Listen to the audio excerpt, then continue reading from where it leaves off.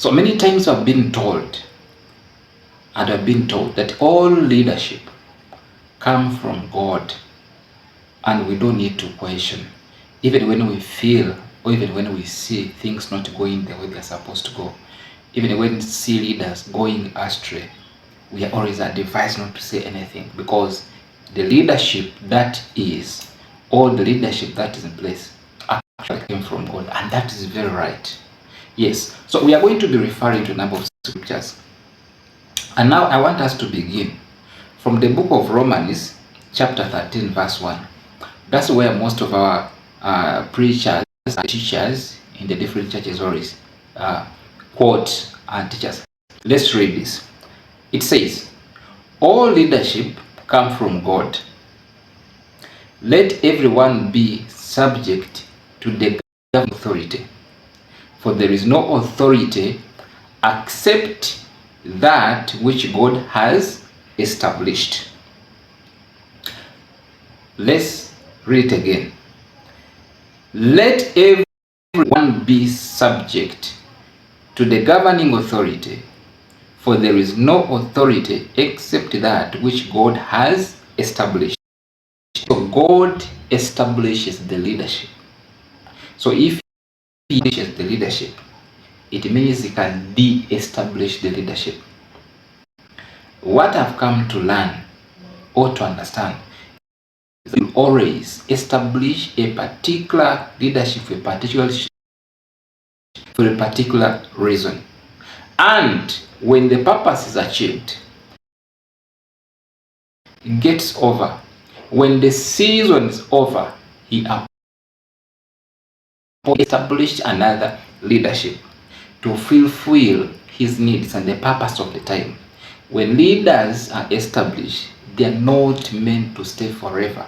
There are very many examples we shall be seeing in the Bible when God appointed leaders and then his presence left them. When he left them and appointed other leaders. And I think today our case study shall be on Saul and David. Let's continue reading and quoting the Bible. In the book of Daniel, chapter 2, verse 1, this is what the Bible talks about God changing leaders. He changes times and seasons. He removes kings and sets up kings. That's all. For purposes best known to him, for specific reasons and seasons. He will establish a leadership. At the same time, he changes the leadership. But then we want to see, when does God change the leadership? How do we know that God has changed the leadership? You see, we may not be very lucky like Samuel was, that God spoke to and told that, do you know what? Your king, God has left him. Saul is no longer king. Samuel was blessed that God spoke to him and told him that he had left Saul and actually anointed David to be the king. And he knew that. Now for us, in our carnality, maybe, and because of unseriousness when it comes to spiritual matters, sometimes we do not understand when seasons and times change. Sometimes we realize that leadership has changed when we begin to see things by our physical eyes. We praise now, like in Uganda here, we always praise the leadership, the powers that we have, the authority, the leadership we have. That's the NRM. I don't think that by the time Seven and the group were in the bush fighting, anybody believed that these were sent by God. No. Actually, at that time, I believe the pastors of that time, the religious leaders of the time, actually would preach and tell their congregations to respect, not to talk about Obote, because that was the leadership in place then. This is the leader that God has given us. We must accept this. We must not speak about this. They used to trash all that used to happen, all that was done by the rebel that was Museveni by then. And finally, when he eventually took over power in 1980, and people began to see the good things to do, obviously guided by God then, That's when people believe it as like, wow, God sent us a leader. God sent us. That authority was established by God. It is God who established leadership. He was he was brought in for particular reasons. And some of the reasons we have probably seen.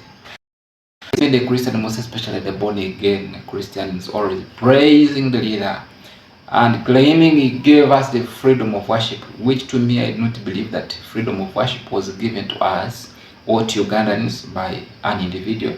It was granted by God through him. And the God who gave us freedom of worship can still appoint another leader to give us more freedom. Or if the leader, Museveni, wasn't there, God had not run short or alternative, would have chosen another one still to give us the freedom of worship if that was the purpose of the leadership of the time.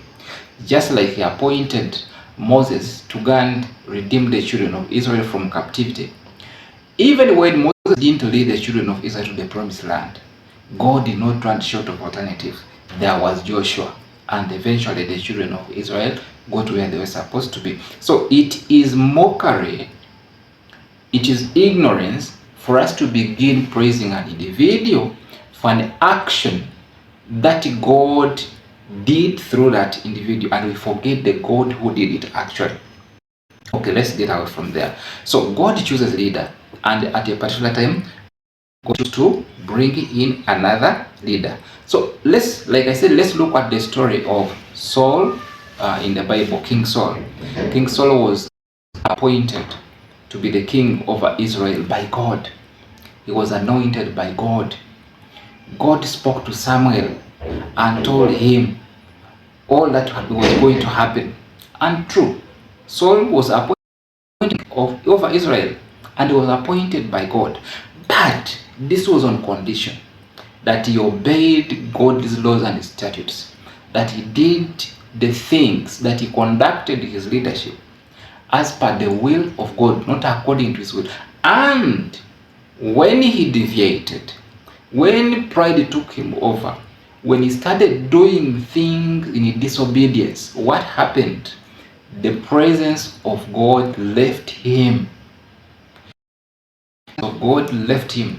This means he stopped to do things to how God wanted them to be. When the presence of God left him, that means he started doing things on his own as an individual, not as he was instructed of God. And that's what happens. God can establish, God can introduce a leader, God can bring a leader, but for a particular time, should this leader reach a moment and he deviates from the will of God, from the purpose of God, from the interest of God, the hand of God will move away from him. His presence moves away from him, and then he begins to act on his own. Politically, this leader may retain the political authority, but the spiritual authority over him is departed. So he begins to act in his carnality. That's when they transition from being good leaders, from being leaders who were praised by everybody, into dictators. They no longer care. They no longer feel and listen to the voice of God. They are now taken up by the urge, by the greed. They are angry when they see another person that God appoints. When they realize that God has appointed, has anointed another leader, they feel jealousy, they feel angry, they begin to fight that, just like what happened to. So we can continue reading the Bible and then we see. So this is what happened. God can choose leaders and still God can leave them. So God, with his presence, he withdrew his favor, he withdrew his love, and he also withdrew his mandate from Samuel. Samuel became ruthless because he had disobeyed God, he had become proud, had become a rebel.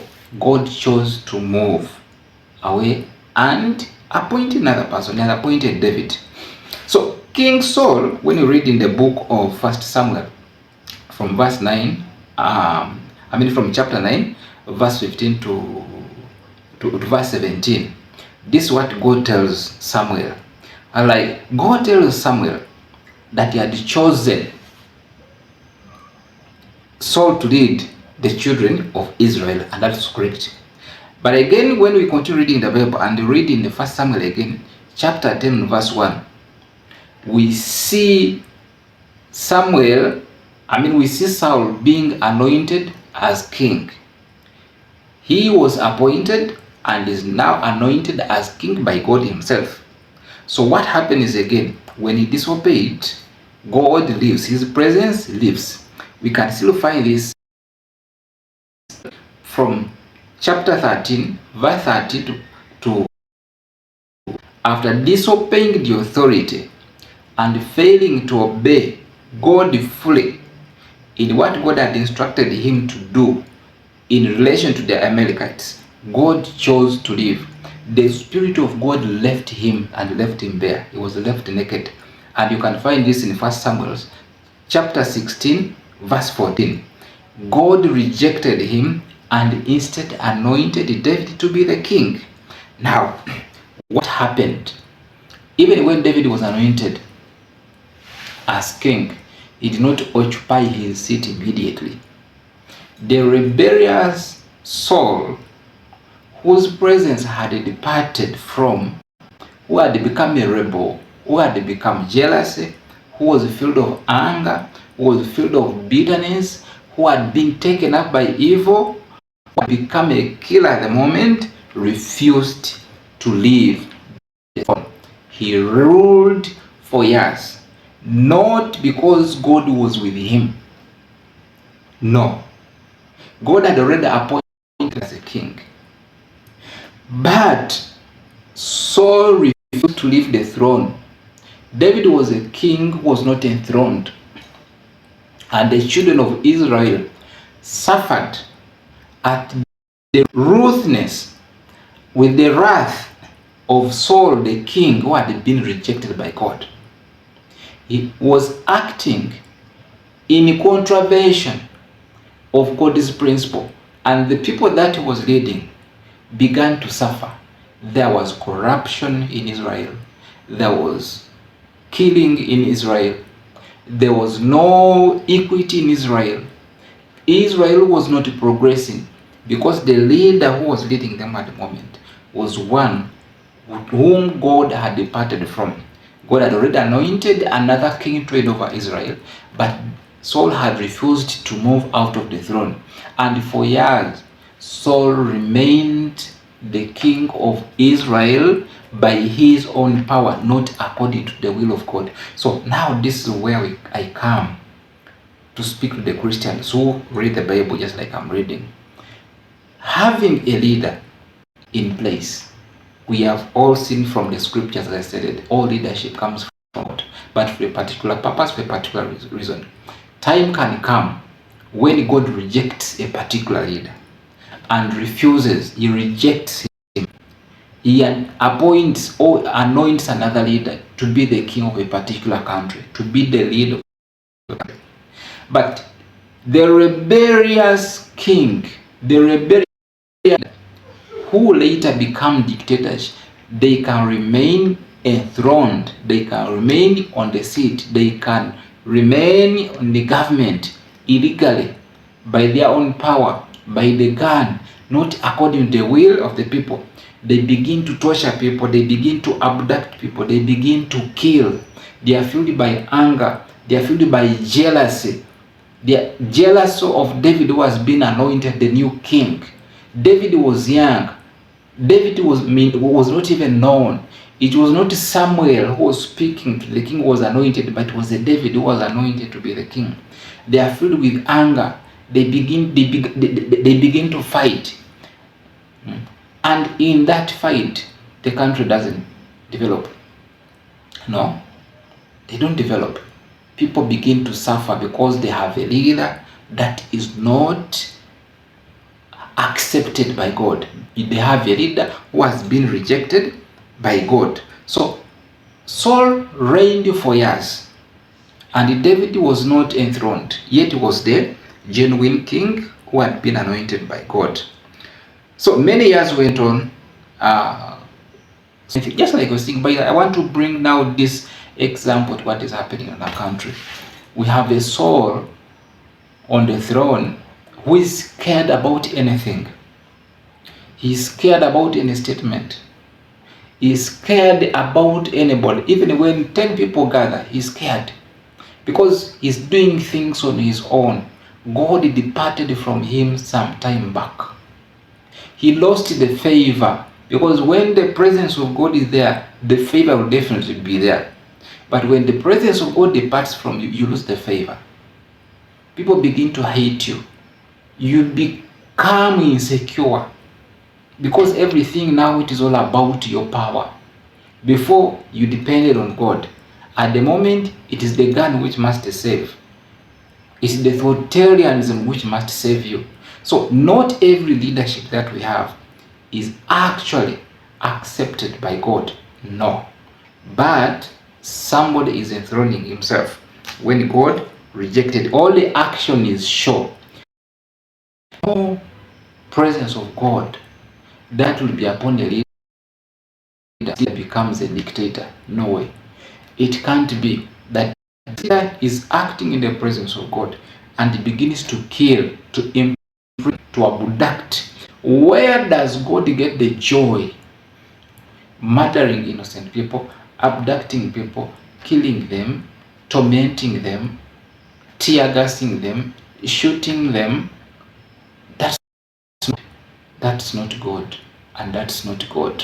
So does actually David took up the throne after Saul had died. After many years, he had to wait until Saul died that he took over his throne, and eventually the children of Israel got the leadership that God had sanctioned at that particular time. For seasons and times, God will appoint different leaders. We saw it in Daniel chapter 2 verse 21 that he changes times and seasons. He removes kings and sets up kings. That's God. So let's not, either out of ignorance, if that's the best word to use, possibly, or out of fear, continue to speak such words. If there is anything wrong as spiritual leader, as a father, as a reverend, as a sheikh, as a pastor, as a bishop, speak the truth. Guide the country. Don't speak in fear. Don't misinterpret scriptures. It is true. We need to submit under the leadership that God has established, but God can at the same time de-establish. We have seen what happened to Saul when the Spirit left him. He became brutal. And the same thing happens to the leader we have now in Uganda. At the time he had just come, everybody was praising him. Everybody loved him. I remember when he came to our village, the entire community gathered to come and see the president had come. At the moment, if he wants people to come, he has to buy them. He has to buy rice for them. He has to give t-shirts. He has to ferry them. When they gather, he does not even allow them to move away. There is no favor because the Spirit of God left him. Where there is God,